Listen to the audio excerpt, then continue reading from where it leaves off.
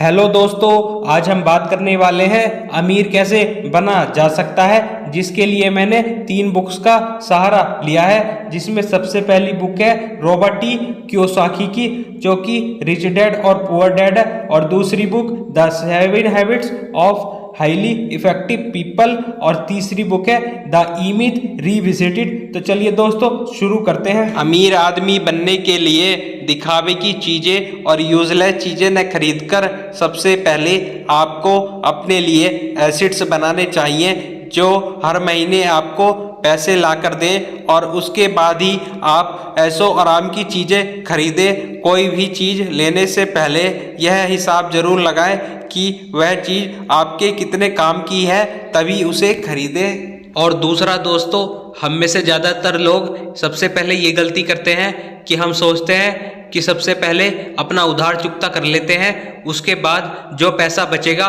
उसको हम सेव करेंगे, जो कि सरासर गलत है। वॉरेन बफेट भी ये बात बोलते हैं कि सबसे पहले पैसा बचाओ, उसके बाद बाकी खर्च करो। रॉबर्ट भी कहते हैं कि अपनी कमाई का 20% हमेशा सेव करो, चाहे हालात कैसे भी हों।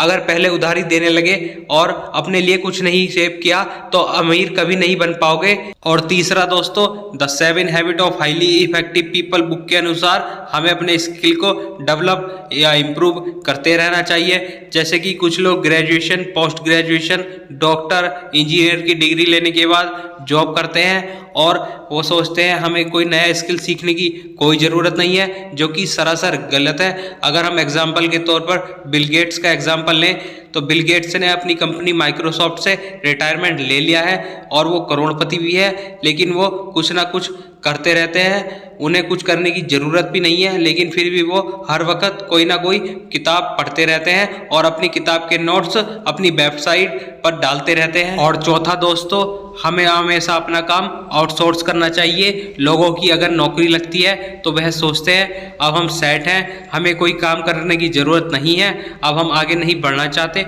और उनकी सैलरी सिर्फ प्रमोशन से ही बढ़ती है। लेकिन ये सरासर गलत है। अमीर बनने के लिए हमें अपने ज़्यादातर काम को आउटसोर्स कर देना चाहिए, यानी किसी दूसरे को देना चाहिए, और सिर्फ उन चीज़ों पर काम करना चाहिए जो बेहद इम्पोर्टेंट है, जिसमें हम और ज़्यादा ग्रो कर पाए। आउटसोर्स यानी दूसरों को काम देने से यह मतलब है कि अगर आप ग्रो कर रहे हैं और आपको और लोगों का हेल्प चाहिए तो आप अपने ग्रोथ को रोकोगे नहीं, बल्कि अपने अन्य कामों को आउटसोर्स कर दोगे। और पांचवा दोस्तों, थिंक बिन बिन एग्जाम्पल से इसको समझते हैं। 2 आदमी जो अनजान है उनको एक कमरे में बैठा दिया जाता है और उनके पास 100 रुपये रख दिए जाते हैं और उनसे बोला जाता है कि आपको इन 100 रुपयों को आपस में बांटना है, लेकिन इसमें कुछ कंडीशन है।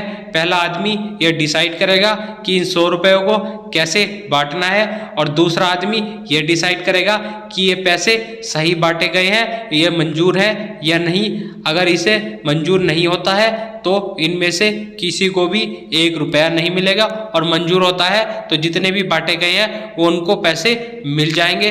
तो इसमें देखने वाली ये बात है कि अगर पहला आदमी 50-50 रुपये बांटता है तो उन दोनों को 50-50 रुपये मिल जाएंगे, और पहला आदमी 60 और 40 रुपये बांटता है तो शायद दूसरा आदमी मान जाए तो उनको 60 और 40 रुपये मिल जाएंगे।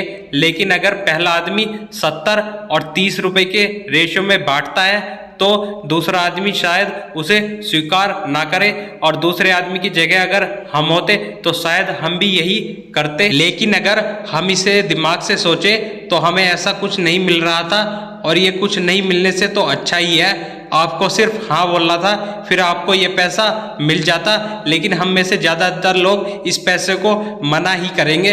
अमीर बनने के लिए हमेशा विन विन का सोचना पड़ता है, जिससे दोनों का फायदा हो, चाहे उसे कम फायदा की क्यों ना हो। दोस्तों, ये थी टिप्स अमीर कैसे बना जाए।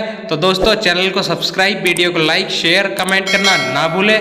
धन्यवाद दोस्तों।